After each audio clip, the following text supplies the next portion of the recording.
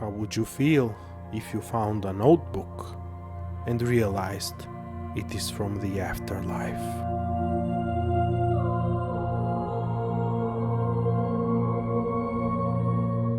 Welcome, dear viewers. This is Vasil, the backwater librarian, the booktuber who readily guides you through seldom trodden corners of classic weird fiction. Today we'll be going through and trying to decipher a lesser known and rather enigmatic story by Lovecraft, The Green Meadow. I'll be laying out the entire plot, so be warned of spoilers if you haven't read the story. I'll leave a link for you in the description where you can read it online or download it as an ebook. Did I mention it's only 7 pages long? Go ahead and give it a quick read, then make sure to come back to my video for the dessert. By the way, as my pronunciation isn't always spot on, I've made a full English transcript available for you. There'll also be correct subtitles in other languages. With all that said and done, let's see how this story came to be in the first place. The Green Meadow was written either in 1918 or 1919, but published only in 1927. It is one of Lovecraft's collaboration stories, which means that another author played some part in its creation. In this instance it was Winifred V. Jackson, and the story is based on a dream of hers. Lovecraft then wrote the text in its entirety and, as we'll see, imbued it with his own elements and concepts. The story starts with a framing device. One evening in the summer of 1913, a massive fireball falls from the sky near the shore of the fictional seaside village of Potawatomi in Maine. After a few days, fishermen from the village go to investigate and find a strange semi-metallic meteorite weighing about 360 pounds and bring it ashore for examination. A local scientist starts chipping off samples in order to send them to Boston for proper analysis and, strangely enough, finds a little notebook embedded in the meteorite. What? It resembles an ordinary notebook, about 5 by 3 inches in size. However, its material, both extremely durable and flexible, resembles nothing of this earth. Stranger still, the text it's filled with turns out to be in classical ancient Greek of all languages. Bro, what are you talking about, man? The meteorite and the notebook are handed over to the authorities and are put through the necessary scientific scrutiny. During this process, however, a certain Professor Chambers of Harvard University happens to efface several pages at the end of the notebook, apparently by accident, before they could be properly transcribed and translated. Or could it be that the good professor did it on purpose after all, in order to spare humanity a bleak and shocking revelation? That remains an interesting point to ponder upon. Anyway, the bulk of the manuscript, which does remain legible, gets transcribed into a standardized ancient Greek text and then meticulously translated into English as literally as possible. So the rest of the story consists of the English translation of the now damaged manuscript provided in its entirety without any comments or footnotes. Before we proceed further, let's examine this introductory part of the story a bit. First of all, it is entirely Lovecraft's invention, without any input by Winifred V. Jackson, and it does bear his marks.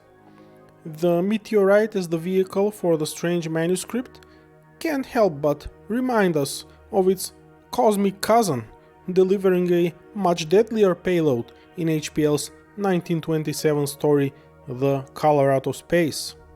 As for the decision about The language of the manuscript, it's not all that surprising, having in mind Lovecraft's well-known fondness for ancient Greek culture. This unexpected arrival, literally out of the blue, of an ancient Greek manuscript to Earth sets a bizarre and enigmatic tone to the story. How did it get embedded in the meteorite? Where did it come from? Who wrote it in the first place?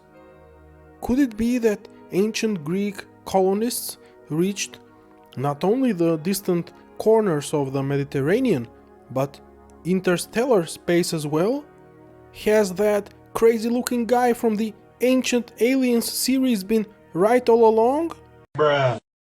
Okay, maybe that last one was a bit too much, but you get my point.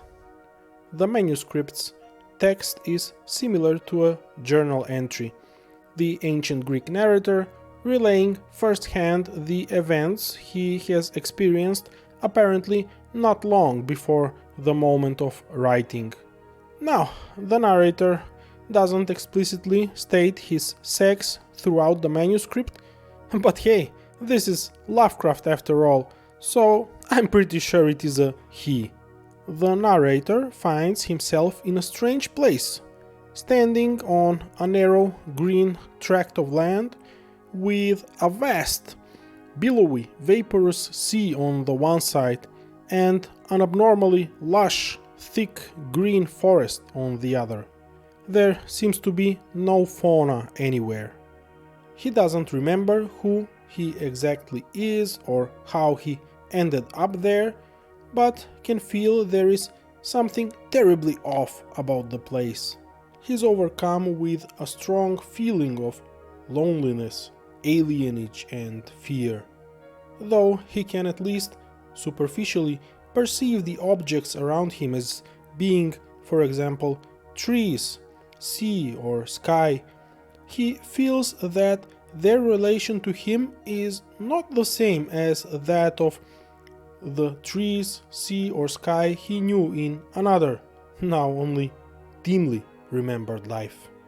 Moreover, he has foggy memories of how in that past life he would stay up at night, gazing at the stars and cursing the gods that his soul could not traverse by itself the vast abysses of space.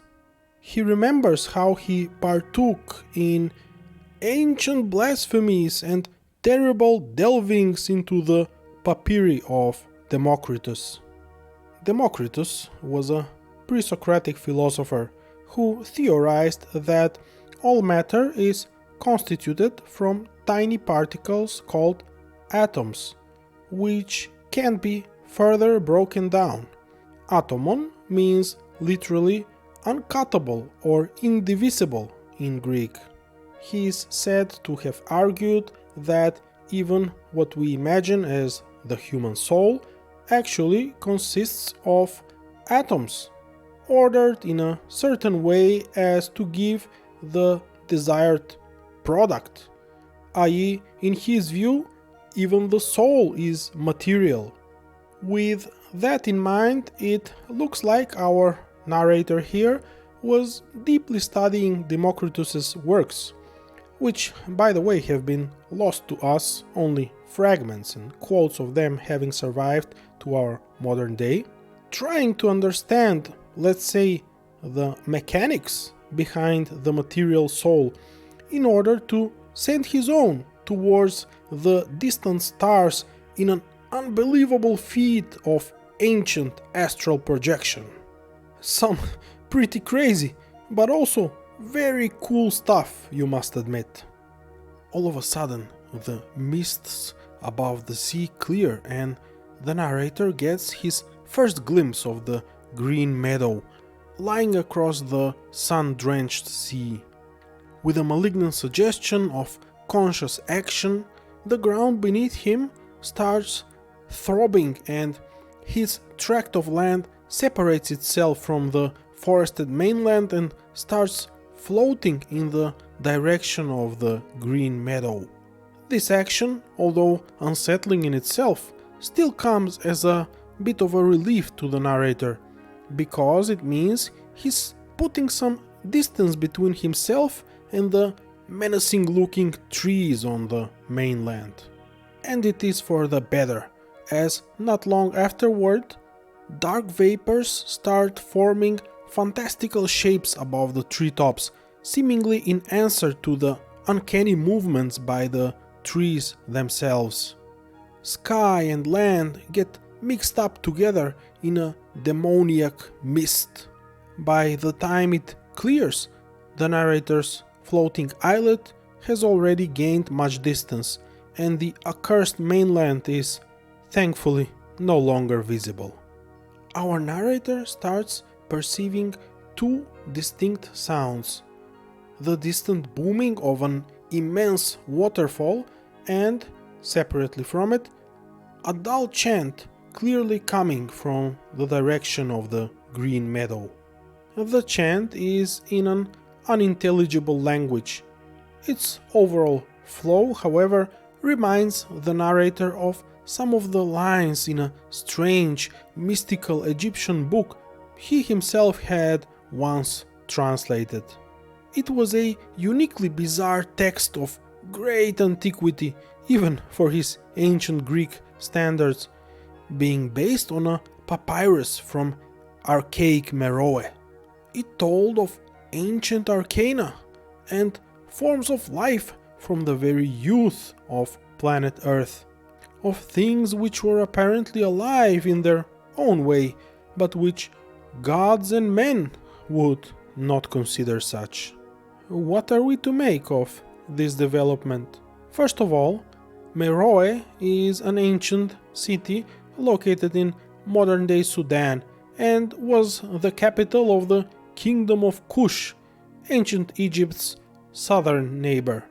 I believe Lovecraft simply name-drops it here in order to provide one more layer of exoticism in this ancient chain of mystical knowledge, from Kush through ancient Egypt to ancient Greece. As for the chant mentioned here, I'm reminded of an Algernon Blackwood novella called A Descent into Egypt.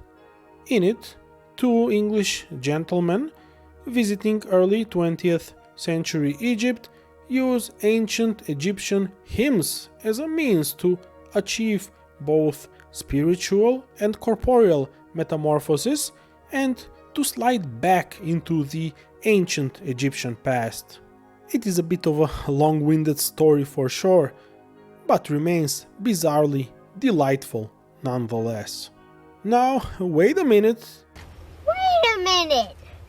You may ask, how come our narrator here seems to be both a naturalist and a spiritualist, both a follower of the stern materialist Democritus and of ancient Egyptian mystical practices? Well, in ancient Greek culture, philosophy and religion weren't mutually exclusive. One could be both a philosopher and, in that sense, even somewhat of an ancient scientist, and a fervent religious devotee. Did you know that, for example, the clear-minded philosopher and precise mathematician Pythagoras was also the leader of a mystical religious cult? The islet continues its course towards the Green Meadow, and it seems that it would pass very near it without directly colliding. From the sound of it, the massive cataract seems also to be getting nearer. Bits and pieces of the islet do get chipped off, but our narrator is not worried, as he has overcome his initial fear and now feels more like an ancient explorer than anything. He's certain that no physical harm can come to him in the common sense of the word, him having somehow managed to overleap the bounds of mortality and corporeal entity. Moreover, he surmises that he must be on a different planet than Earth. Having approached close enough for an unrestricted close-up view of the Green Meadow, he manages to discern the source of the chanting and in one single moment is overwhelmed by memories and a sudden revelation. The story ends with the following cryptic paragraph. I knew now the change through which I had passed, and through which certain others who once were men had passed. And I knew the endless cycle of the future which none like me may escape. I shall live forever, be conscious forever, though my soul cries out to the gods for the boon of death and oblivion. All is before me. Beyond the deafening torrent lies the land of Stethelos, where young men are infinitely old. The Green Meadow. I will send a message across the horrible, immeasurable abyss. Let's try to shed as much light as possible on this enigma of a story. First of all, don't you just love it when Lovecraft drops these little golden nuggets? These toponyms or concepts, briefly but poetically defined with just one or two attributes that make your imagination run wild. The cruel empire of Tsan Chan to come 3,000 years hence, or Cyclopean and many-columned Yahanathlei, or, as in this case, Stethelos, where young men are infinitely old. Stethelos is mentioned only one more time in his entire opus, namely in the dream cycle story, The Quest of Iranon, a great story in its own right, by the way. In it, when the eponymous character Iranon recounts his travels to his friend Romnod, he also mentions, I wandered to many other cities. I have seen Stethelos, that is below the Great Cataract, and have gazed on the marsh where Sarnath once stood. So, while in the Green Meadow we're dealing with the land of Stethelos, this dream cycle story seems to imply that Stethelos is rather a city. How are we to explain this discrepancy? Well, my friends, HPL's Dreamlands are a strange place indeed, and it is not excluded for a physical place outside of the Dreamlands to have a sort of a doppelganger within them, existing there in a somewhat altered shape or form. But be it a city or a land, what is this place anyway? Well, maybe its etymology can give us a clue. It is a Greek name, obviously derived from the noun stethos. Now, stethos quite literally means chest or breast, but in a metaphorical sense it can also refer to the breast as the seat of feeling and thought.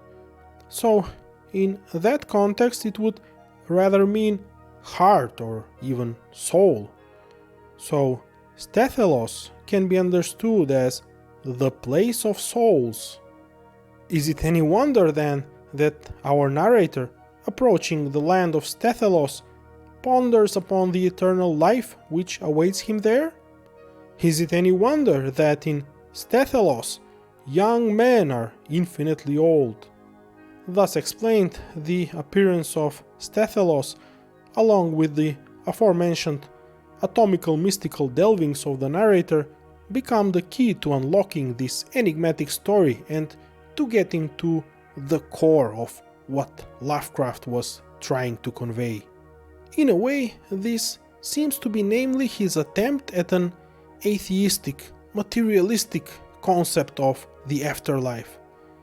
No running back and forth on golden streets and singing hymns to God in New Jerusalem. No sitting around on thrones drinking wine while mingling with celestial virgins.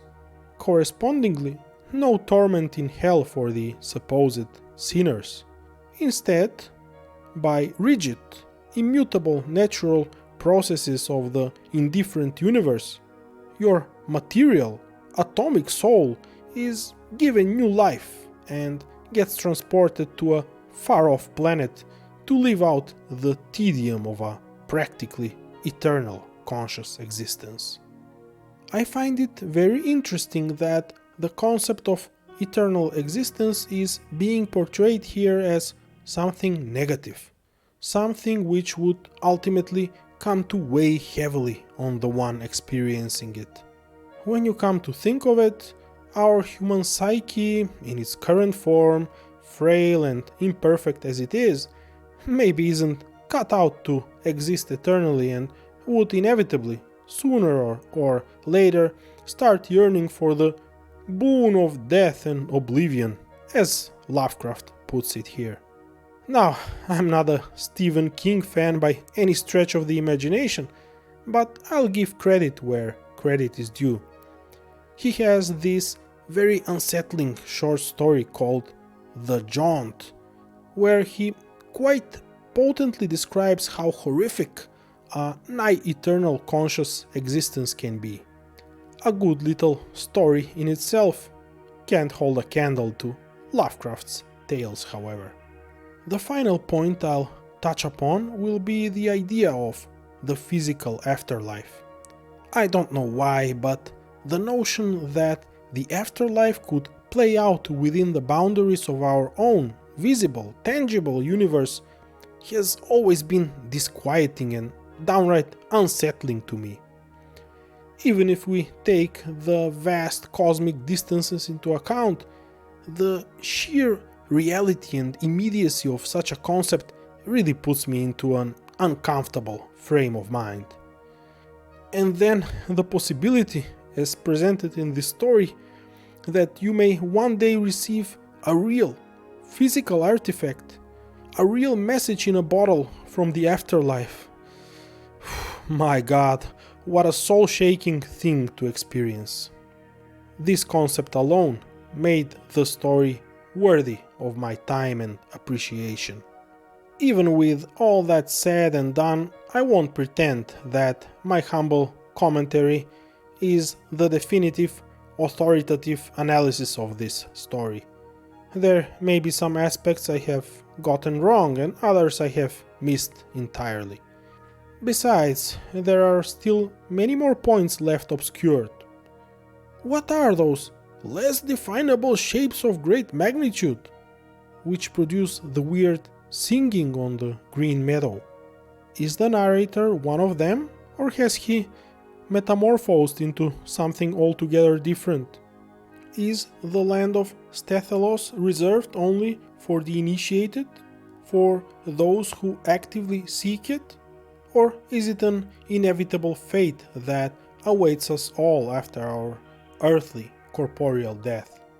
But this is why we have a comment section, guys. I'd be more than happy to read your thoughts on the story and on my humble video as a whole.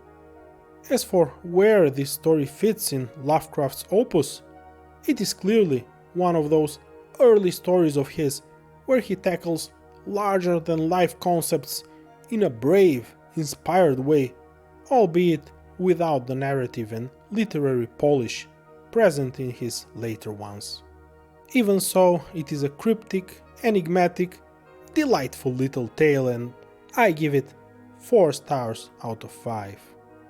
For more delvings into far-out corners of Lovecraft's works and of classic weird fiction in general, make sure to like and subscribe. And remember, the Backwater Librarian guides you through the obscure pathways of literature. Thank you for watching and pleasant reading.